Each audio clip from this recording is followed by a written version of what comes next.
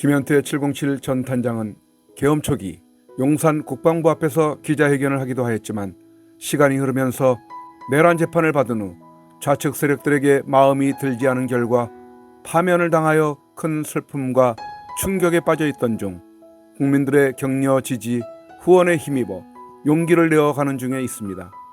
성경 잠언 28장 28절에 보면 악인이 득세하면 사람이 숨고 악인이 패망하면 의인이 많아진다는 말씀처럼 지금은 종북 종중주의자들이 대세인 듯하여 진실을 말해야 할 장군들이 실망스러운 모습을 보이고 있으나 멀지 않아 악인들이 패해 의인들이 많아질 날에 이를 것이고 그럴 때에 김현태 단장과 같은 분들이 크게 영광을 받게 될 것입니다.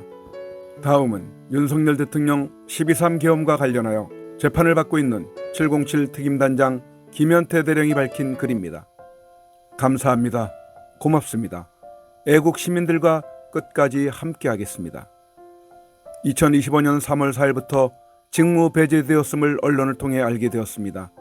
그리고 휴일인 3월 3일 홀로 부대에 들어가 짐을 싸고 부대원들에게 고별사만 남긴 채 쓸쓸히 부대를 떠나야 했습니다. 억울했습니다. 언론은 막혀있고 군은 외면했습니다. 현역 신분으로 할 수 있는 행동은 매우 제한적이었습니다. 그래서 평소 하지 않던 SNS인 페이스북을 해보기로 했고 3월 4일부터 그동안 고마웠던 분들에게 감사하는 마음을 담아 몇 가지 게시물을 올렸습니다. 그 후 저는 일부 언론 공격과 악플로 인해 페이스북마저 그만둬야 했습니다. 그렇게 1년 가까운 시간이 흘러 파면이 되었고 용기 내어 다시 페이스북에 억울함을 국민께 호소드리기 위해 입장문을 올렸습니다. 2월 2일 현재 페이스북에 글을 남긴 지 3일이 지났고 저는 평생 경험해보지 못한 눈물겹도록 감사한 격려와 응원을 받고 있습니다. 진심으로 감사드립니다. 고맙습니다. 여러분 덕에 지금 이 순간만은 너무너무 행복합니다. 친구 요청에 수락 버튼을 누르고 남겨주신 글에 좋아요를 누르고 한 애국 시민분의 제안으로 X도 다운로드하여 첫 가입하였습니다. 아직 남겨주신 모든 글을 찾아 답변 드리진 못하고 있지만 최선을 다하겠습니다. 제가 답글 달기를 하기에는 너무 많은 글이라 간단히 좋아요만 누르고 있는 점 널리 양해해 주시면 감사하겠습니다. 모든 글은 꼼꼼히 읽고 있습니다. 앞으로 SNS를 통해 애국 시민들과 소통하며 진실을 바탕으로 자유대한민국을 바로 세우고 무너져가는 군을 지키는 데 최선을 다하겠습니다. 혹시 비상계엄 관련 저에 대해 오해하고 계시거나 궁금한 점 있으시면 개인 메일로 남겨주십시오. 정리하여 한 번에 답변 드리겠습니다. 특히 군인들께서는 현재 부대에서 비상계엄으로 힘들어하고 계시거나 부당한 억울한 지시를 받고 계시다면 역시 저희의 개인 메일로 제보해 주십시오. 제보자를 비공개로 하여 애국 시민들과 함께 군을 바로 세우는 데 앞장서겠습니다. 지금도 후원 계좌를 통해 많은 분들께서 큰 힘이 되어주고 계십니다. 진심으로 감사드립니다. 지난 1년간 강제 기소 휴직되어 50% 월급을 받았고 이제 곧 군인 아파트에서도 나가야 하는 상황에서 여러 가지 경제적인 걱정이 많았는데 정말 큰 힘이 됩니다. 고맙습니다. 감사합니다. 평생 이 은혜 잊지 않고 살아가겠습니다. 저의 입장문을 보도해 주신 많은 애국 유튜버분들께도 진심으로 감사드립니다. 특히 전한길 선생님, 큰 응원 주셔서 진심으로 감사드립니다. 선생님과 함께하겠습니다. 2024 12.3 그날 조작된 내란, 감춰진 진실은 개봉일에 예약하였습니다.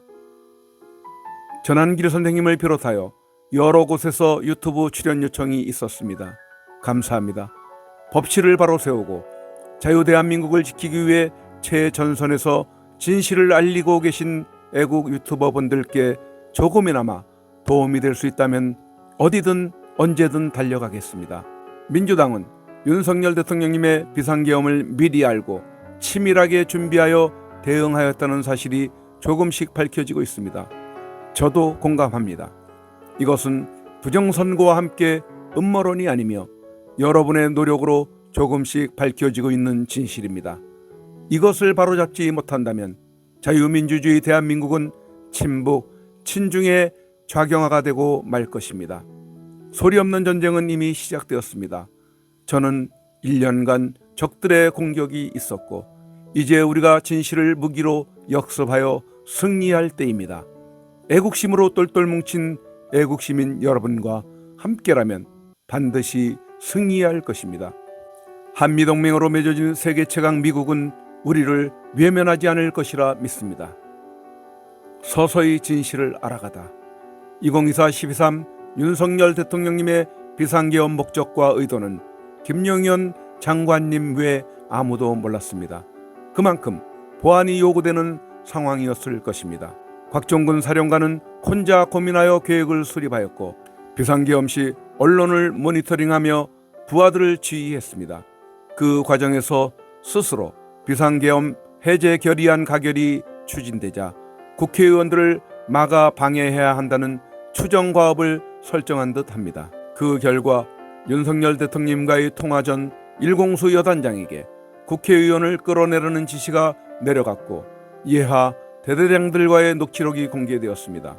가결 직후 김영현 장관님의 전화를 받은 곽종근 사령관은 윤석열 대통령님과 김용현 장관님을 원망했던 것 같고 이후 김용현 장관님께서 사의하시며 비아포는 녹음이 안 되니 당당히 가라는 말씀을 묵비권 행사하고 무언가 숨겨라는 식의 부정적 의미로 받아들인 듯도 합니다.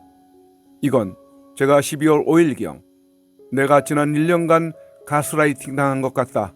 나를 이렇게 이용하려고 진급시켜 특전사에 보낸 듯하다며 대통령님과 장관님을 원망하듯 하소연할 때 느꼈으며 그 결과 민주당의 회유와 협박에 넘어간 듯 합니다. 당시에는 여전히 윤석열 대통령님께서 군 통수권자였음에도 스스로 배신감을 느껴 등을 돌리는 안타까운 선택을 했습니다. 저는 지금이라도 곽종근 사령관께서 진실의 편에 서주시길 간절히 소망하고 있습니다. 안타깝게도 그 순간 내란 조작범인 김병주가 12월 5일 곽종근 사령관에게 전화했고 회유와 협박으로 곽종근 사령관의 마음을 흔들었습니다.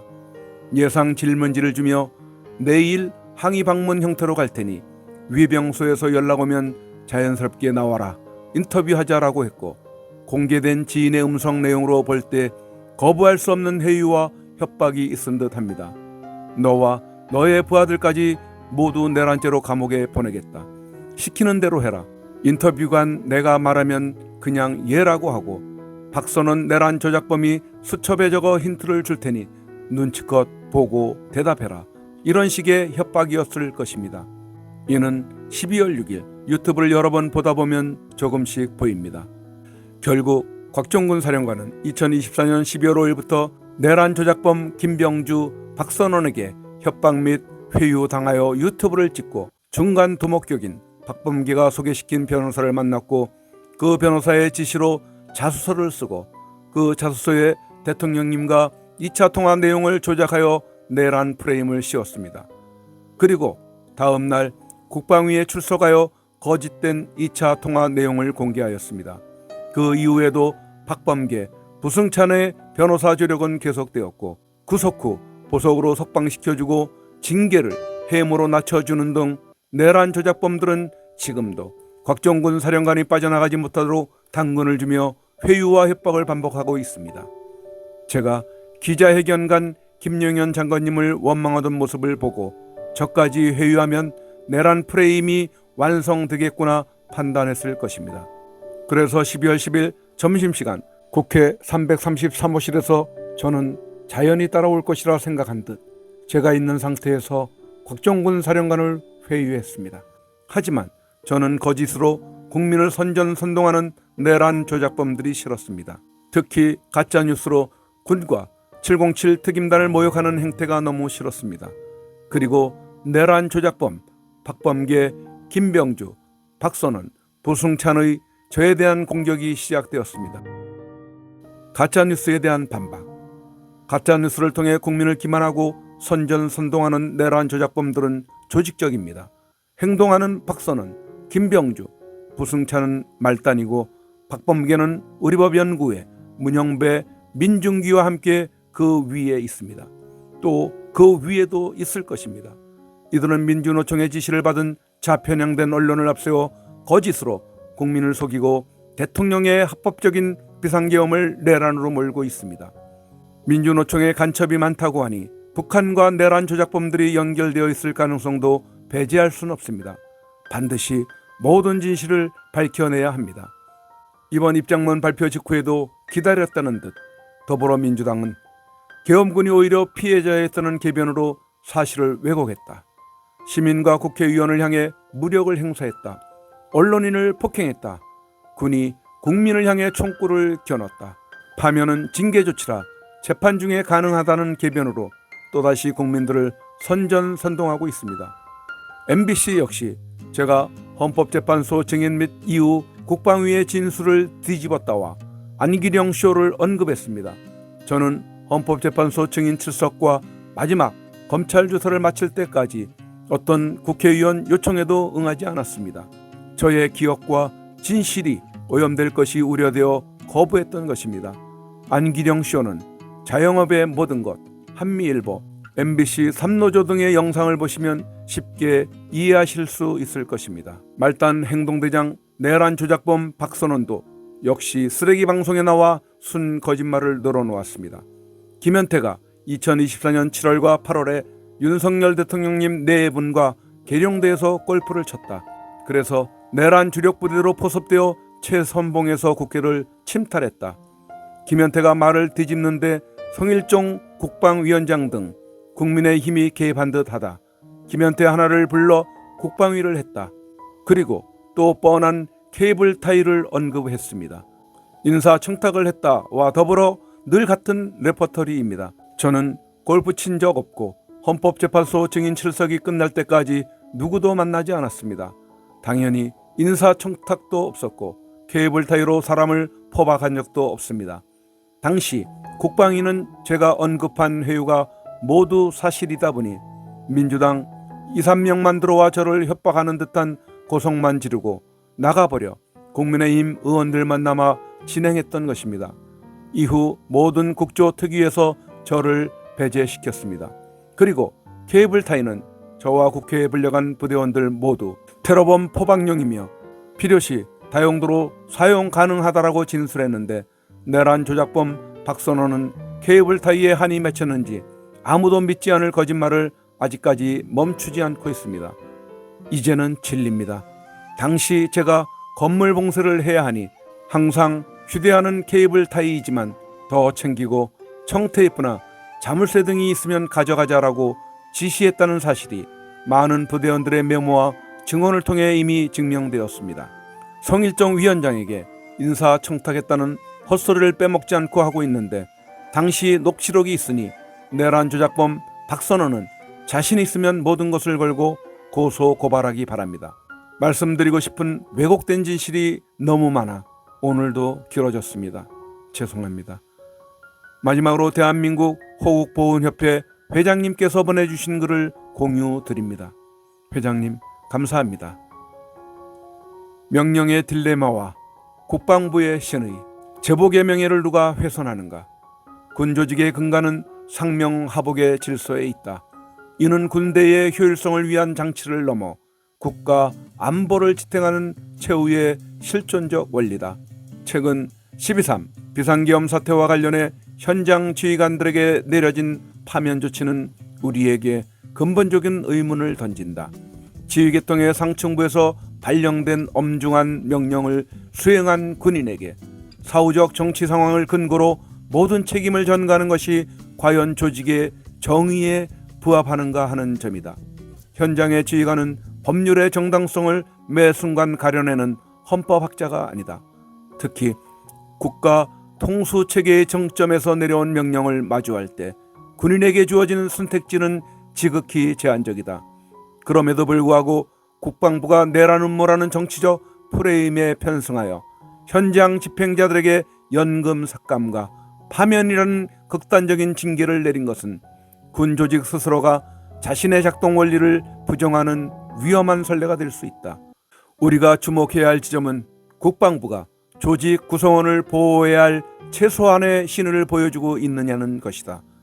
김현태 전 단장이 부하들을 안타까운 피해자라 칭하며 흐느꼈던 장면은 현장의 지휘관이 고독한 책임감과 동시에 자신들을 지켜주지 않는 상급 기관에 대한 무언의 항변이다. 국방부가 사태의 본질을 규명하기보다 정치적 파고에 휩쓸려 소속 군인들을 방패 삼아 위기를 모면하려 한다면 이는 조직의 심장부인 충성심과 사기를 스스로 잠식하는 행위다. 조직이 구성원을 지키는 울타리가 되어주지 못할 때 그 조직은 존재 이유를 상실한다. 국방부가 정치적 논리에 밀려 제복 입은 이들의 헌신을 내란 가담으로 손쉽게 규정하고 그들을 사지로 내모는 것은 비겁한 면피에 불과하다. 책임의 추궁은 엄격해야 하나 그것은 명령의 최종 설계자와 긴박한 현장의 집행자 사이에서 정의롭게 분별되어야 한다. 집행자에게 모든 사법적, 행정적 단죄를 몰아넣는 방식은 책임있는 기관의 자세가 아니다. 국방부는 단순한 법 집행 기구가 아니라 국가를 위해 헌신하는 이들의 명예를 수호하는 최후의 보루여야 한다. 군인이 국가의 명령을 따르는 이유는 내가 조직의 지시를 이행했을 때 조직 또한 나의 삶을 지켜줄 것이라는 굳건한 신뢰가 있기 때문이다. 국방부가 이 믿음의 고리를 스스로 끊어낸다면 앞으로 그 어떤 군인이 국가의 절박한 부름에 주저없이 응답하겠는가? 제복의 무게를 감당하는 것은 군인 개인이지만 그 제복의 명예를 지켜내는 것은 국방부의 몫이다. 김현태 단장은 참된 군인 정신의 소유자임이 분명해 보입니다. 그러기에 정의로운 국민들이 그의 편이 되어주고 응원을 하고 있으며 향후 김현태 단장은 더욱 국가의 간성이 되는 인물로 태어나게 될 것을 믿어 의심치 않습니다. 이 영상을 통해 더욱 많은 국민들의 관심과 응원이 있게 되기를 바랍니다.